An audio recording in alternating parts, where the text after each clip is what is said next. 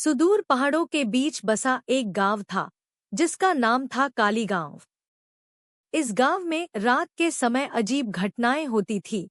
लोगों को किसी के रोने की आवाजें सुनाई देती और जो भी गांव के पुराने पीपल के पेड़ के पास जाता वह या तो बीमार पड़ जाता या गायब हो जाता।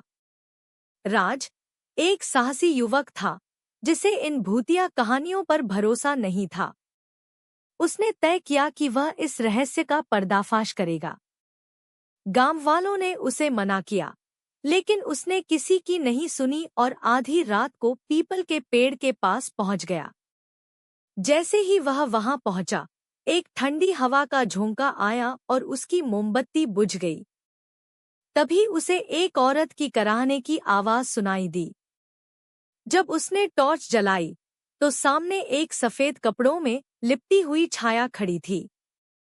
उसका चेहरा अधजला था, आंखें गड्ढों में धंसी हुई और हाथ नुकीले पंजों में बदल चुके थे। राज के पैरों तले जमीन खिसक गई। वह मुड़कर भागने ही वाला था कि चुड़ैल की चीख से उसकी सांसें जम गईं। राज ने हिम्मत कर पूछा, तुम कौन हो? चुड़ैल ने गहरे और भयावह स्वर में कहा, मैं बदले की आग में जल रही आत्मा हूँ। वर्षों पहले इस गांव के जमींदार ने मुझे और मेरी बेटी को जिंदा जला दिया था।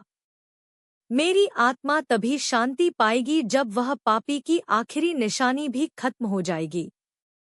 राज को समझ आ गया कि जमींदार का परिवार अब भी गांव में रहता है।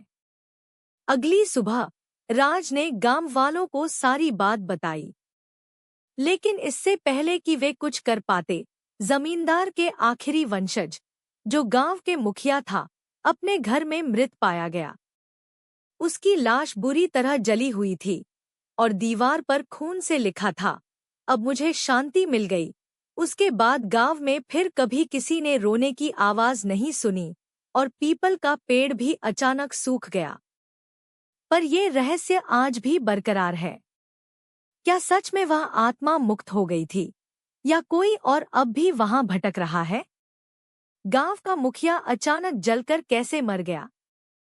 क्या यह आत्मा का काम था या किसी इंसान की चाल? कृपया टिप्पणी करके जरूर बताएं और अगर कहानी अच्छी लगी हो तो चैनल को सब्सक्राइब करें तथा कहानी को लाइक और शेयर करना न भूलें।